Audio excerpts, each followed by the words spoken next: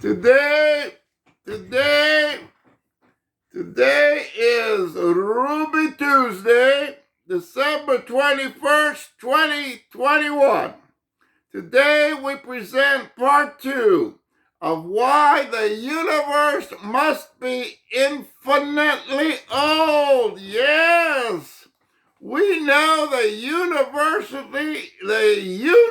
our wonderful universe, that is at least 22 billion light years across. We know that our universe is infinitely old. Now, in part 1, we attacked the Big Bang absurdity. Hopefully, we proved conclusively that all the matter and energy in the universe can only be contained within the universe's mass energy vessel sac. Okay? All the matter and energy in the universe can't be compressed into a dot. So what that means is the Big Bang Theory is nonsensical. You can't pop a universe out of a dot because you can't compress the universe into a dot. There is only one mass energy vessel sac that can contain all the mass and energy in the universe, and that's the universe's mass energy vessel sac. Okay? So, but since the Big Bang Theory is in the textbooks, since Hubble's flow, the cosmological flow has been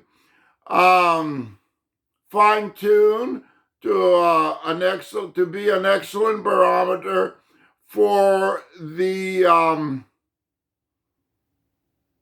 distance, the diameter of the universe. So we know from the Hubble flow, from the cosmological flow redshift, we know that the universe is at least 22 billion light years across. And it could be up to 26 billion light years across, or even possibly 28 billion light years across. Okay? But it couldn't come from a singularity. Okay? First, because you can't have energy without matter. Okay? The only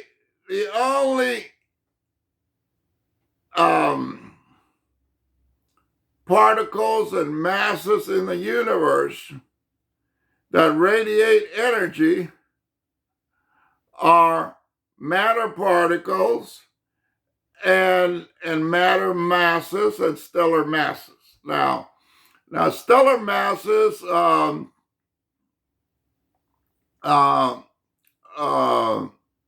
transform hydrogen to helium-4, and in the process, energy is released. Okay, so that's one source of energy, and then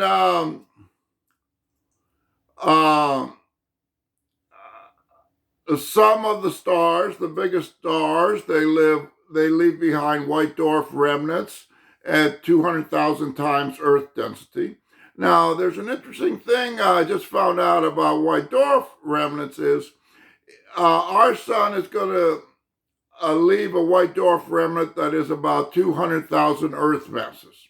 And those 200 Earth masses of matter are going to be compressed to the size of Earth. So our sun's white dwarf remnant will only be about 0.6 solar masses. Now, as a white dwarf approaches 1.4 solar masses, like they found a white dwarf at 1.35 solar masses, okay? A white dwarf at 1.35 solar masses is going to have more than twice the mass of the white dwarf remnant that our sun is going to leave in 5 to 7 billion years, okay? In 5 billion years, it's going to go into a red giant stage, and then about 2 billion years later, all that hydrogen and helium has blown away, and what's left is a white dwarf of 0.6 solar masses, about the size of the Earth. Okay, so a white dwarf that accretes or is born from a bigger star, okay, and is close to 1.35 solar masses, the one discovered at 1.35 solar masses, that white dwarf is 20 million times the density of Earth. Okay, so that's by a factor of 100. So our white dwarf is going to have 1/100th the density of, or another way to think of it, the density of a white dwarf of 1.35 solar mass is going to have 100 times the density of our white dwarf that was the size of the Earth. Okay, this 1.35 solar mass white dwarf is given as about the size of the moon, and the moon is about 1/50th the volume of the Earth, and it has about twice the mass. That's how we get a factor of 100. Okay. Now, we also, okay, so first off, the Big Bang Theory is absurd and impossible. So even if it's in the textbooks and stuff, think of it as a perpetual energy machine, okay? The same is true for the expanding universe, okay? And as gravity is described, gravity is also given as a perpetual energy machine. Gravity is given as a function, gravitational force is given as a function of mass, and this is the same mass as equal to inertia. So inertia and mass are given as equal.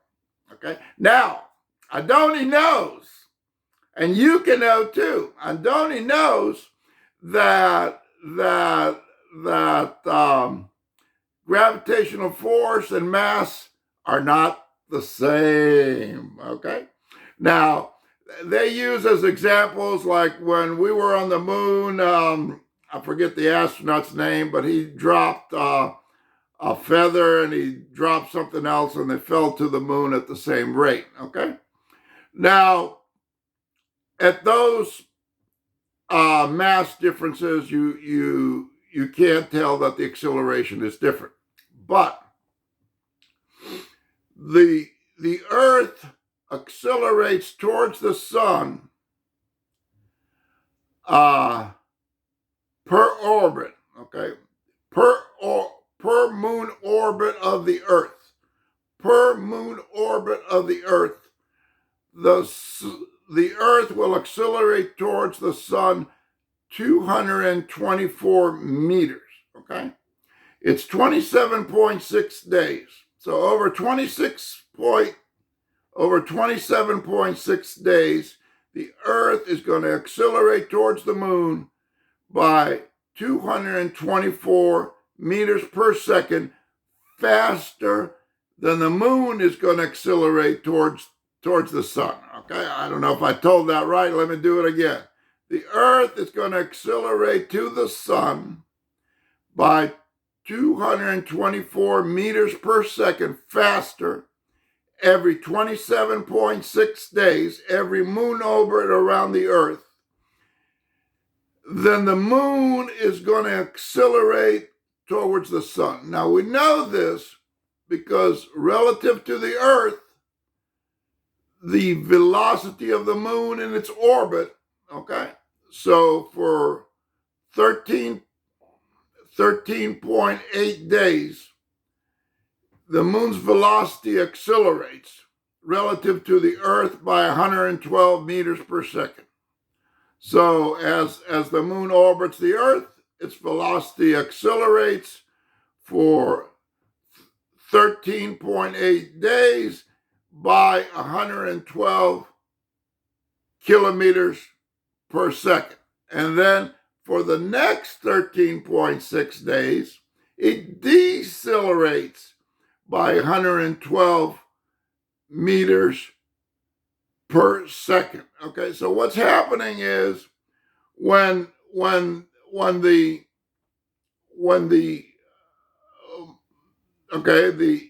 the moon is orbiting the Earth, both the moon and the Earth are accelerating towards the sun. We're kept in an orbit around the sun. Okay. But for 13.8 days, when the moon is going towards the sun, it's accelerating relative to the Earth, it's accelerating 112 meters per second faster. And then when it's coming away from the sun in its orbit around the Earth, it decelerates by 112 meters per second. Now, there's no force acting on the moon to make it accelerate. The only force acting on both of them is the gravitational force of the sun. Okay, and so when the moon is going away from the Earth, when the moon is going away from the sun, it decelerates. And when the moon is going towards the sun in its orbit around the Earth, it accelerates. Okay, so it's not that the moon accelerates and decelerates, okay? It's that the Earth continuously, every 27.6 days, accelerates towards the sun,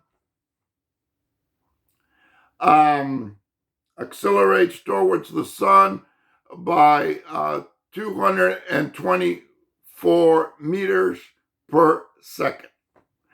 Now, you may also find it interesting that the sun accelerates towards the galactic center, okay?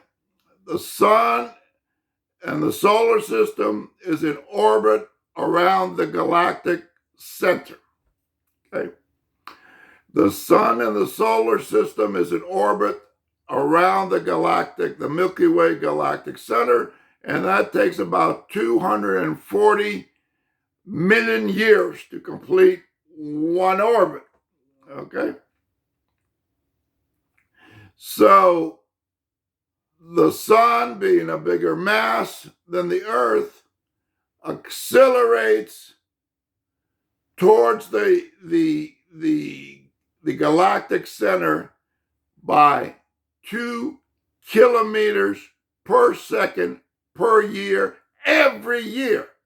Now you say, Adoni, how do we know that the sun accelerates towards the galactic center 2 kilometers per year every year? Okay. We know this because for 6 months, when the Earth in its orbit around the sun, for 6 months, as the Earth orbits around the sun, 6 months it's heading towards the galactic center. And during those 6 months, the Earth accelerates by 1 kilometer per second. And then during the 6 months that the Earth is orbiting away from the galactic center, the Earth decelerates by 1 kilometer per second. Now, just like the moon and the Earth and the sun, okay, there's no force acting on the moon, okay? The only force, the only factor that accelerates and decelerates the moon relative to the Earth is that the Earth is continually accelerating towards the galactic center by towards the sun by 224 meters per second. And the same is true with respect to the Earth and the galactic center. Okay, so we have the Earth to the sun, and then we have the sun to the galactic center. And because the sun is a bigger mass, heating up faster than the Earth, the sun accelerates by 2 kilometers per second per year, faster than the Earth, toward the Milky Way galactic center. Okay, you can make the calculations yourself. Okay, because the Earth accelerates for 1 kilometer per second. It goes like from 29 to 30, and then it goes from 30 back to 29, from 30 kilometers per second back to 29 kilometers per second. It's a little bit different, but approximately. Okay, so you're told wrong. Okay, a bigger mass is going to have more gravity per unit of mass than a smaller mass. Okay, so in the example, I mean, you can't tell between a feather and a ball, okay, or a feather and a hammer. You can't tell the difference over a very small distance, okay? But you can tell the difference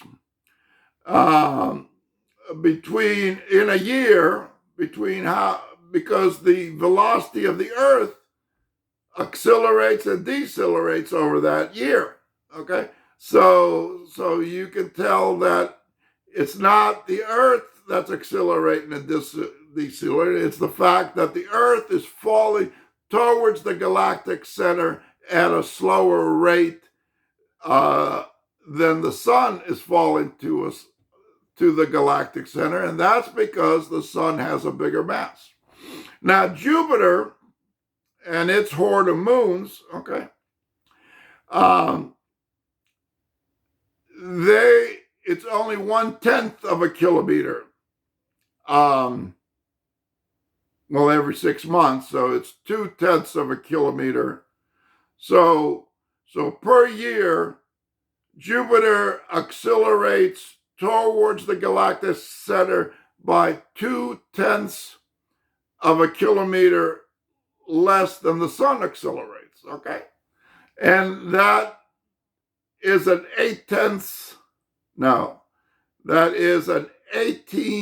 1.8 kilometer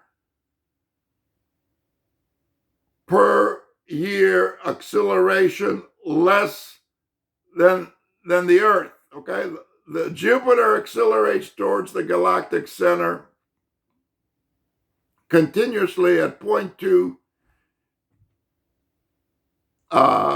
kilometers per second relative to the sun, or 0.2 kilometers less than the sun accelerates towards the galactic center. And since the Earth accelerates 2 kilometers less, okay, the difference between on a yearly basis, the difference between Jupiter accelerating to the galactic center and the Earth accelerating towards the galactic center, there's a difference of 1.8 kilometers per year. Okay, so I thoroughly confused you there, I'm sure.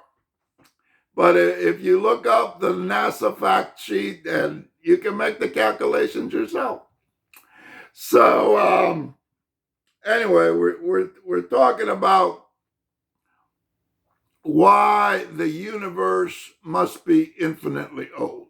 Okay, so the Big Bang Theory is impossible. So the way they calculate the age of the universe based on the Hubble flow redshift is irrelevant to us, because the Hubble flow redshift is not a Doppler redshift, and because the universe is not expanding. Now, also, dark energy is a perpetual energy machine, okay? Gravity is a perpetual energy machine, okay? Because physicists and astrophysicists, they do not know how gravity is generated. Okay, they don't know that electromagnetic waves travel in a GP1, a ether medium of electromagnetic waves. They don't know that electromagnetic waves implode. Well, they do know. They do know that a high-powered laser beam will implode GP1s inside an electron mass energy vessel sac and blow up that electron mass energy vessel sac temporarily by 207 times. Okay, so electromagnetic waves in a laser beam, intense laser beam, can blow up an electron by 207 times. Now, that muon electron is going to immediately, in 2 millionths of a second, decay back to an electron. Okay. Now, here are the key points. So, an electron permanently holds 511 keV of mass and energy. Okay. Now we say that the potential energy inside an electron sac is stored as compressed GP1s. You compress the GP1s, electromagnetic waves compress GP1s inside a sac. So that's how an electron gets hotter. That's how nucleons get hotter. That's how mass gets hotter. GP1s are compressed inside nucleon sacs. They're compressed inside electron sacs. And that increased pressure inside the GP1 ether pressure inside the sacs makes the sacs pulsate quicker in and out. And those pulsations get harmonized into electromagnetic waves. So you have to have a means and a medium to constructively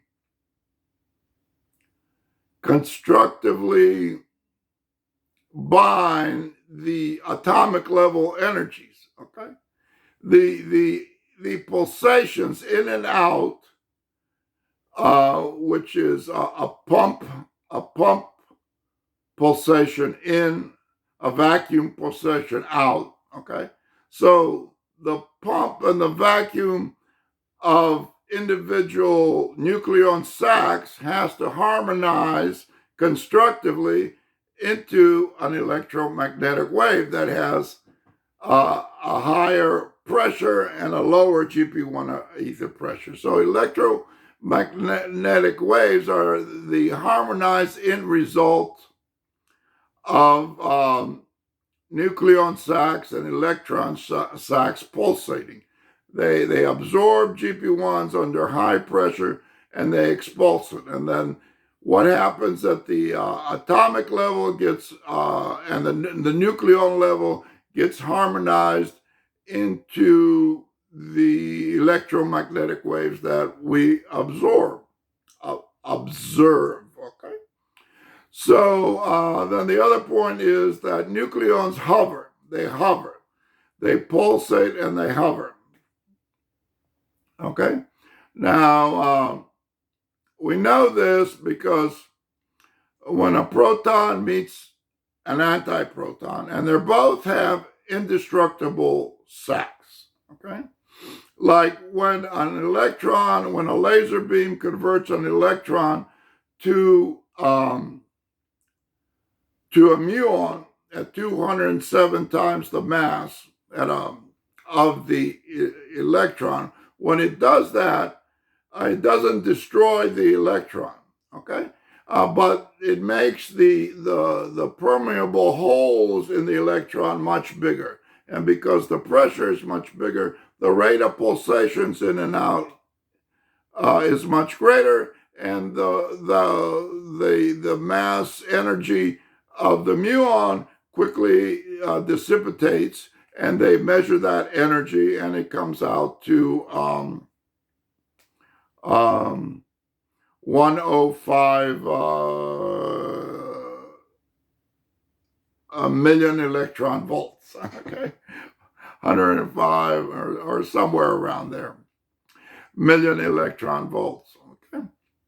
So, okay, but let's take it just a positron and electron, okay?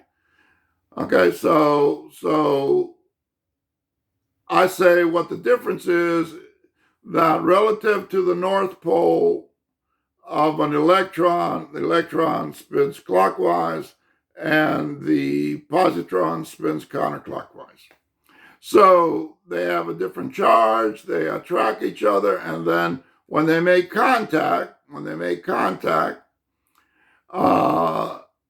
the sacks are spinning and they rip the mass energy vessel sacks apart, and then they leak out quickly. They leak out the energy as 511 kilovolts, and that can be measured. And so when there are a lot of positrons and electrons destroying, like near Sagittarius A in the middle of the galaxy, they can focus in on the frequency of 511 kilovolts.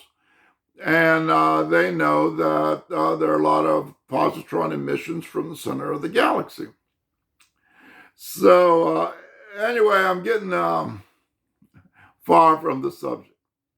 The subject today is that a supermassive black hole, actually several supermassive black holes of 1.5 billion solar masses have been discovered just 700 million years after the purported Big Bang.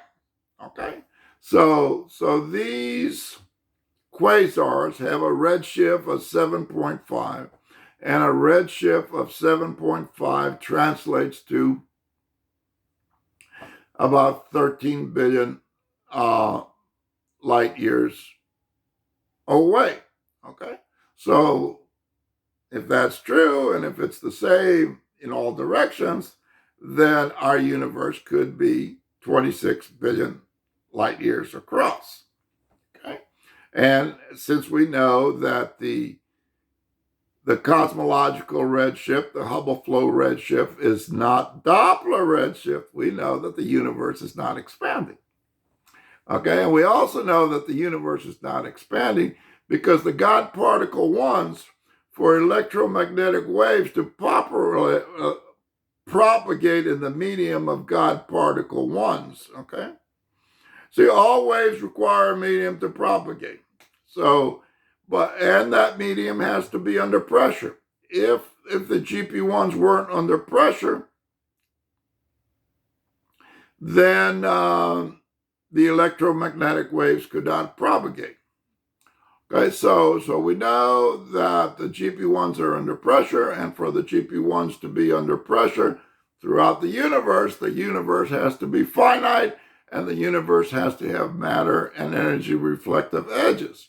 And we know this also because our universe produces all types of different energy waves. It has X-ray bursts, it has gamma ray bursts, it has radio frequencies, it has thermal radiant energy. There's all sort of energy that stars and supernovas and stuff produce in our universe. Now, for all those different frequencies to harmonize to the cosmic microwave background radiation, the gamma rays have to go to the ends of the universe, then they redshift on the way back, and they have to make infinite trips. Okay? And the universe is at least 26 billion light years.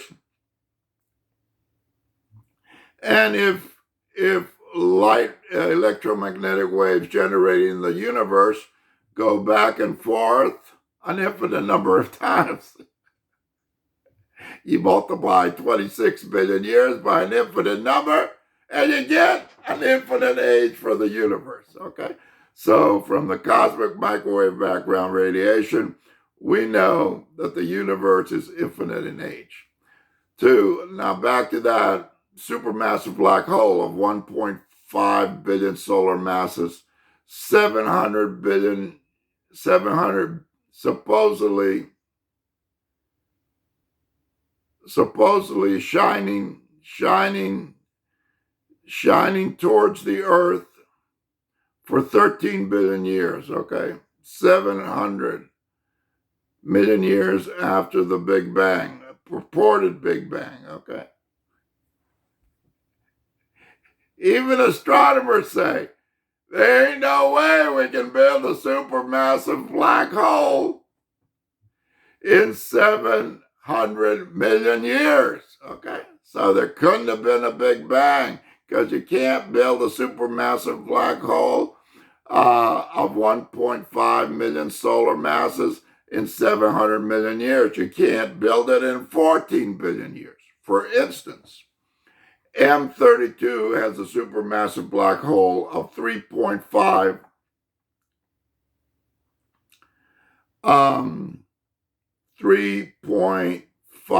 billion solar masses, okay?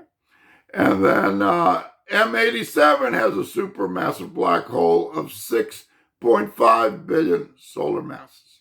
Now, the astronomers give us that the rate of accretion for M32's black hole is 1/10 of a solar mass per year.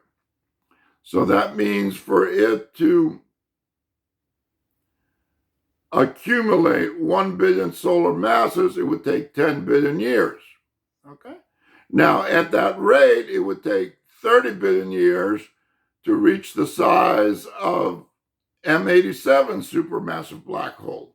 Okay, now it would take less because at 6.5 billion solar masses, M87 supermassive black hole is accumulating at the rate of 1 solar mass every 5 years, okay? So it's going to take less than 30 billion years, but it's going to take more than 10 billion years, so probably around 20 billion years, okay?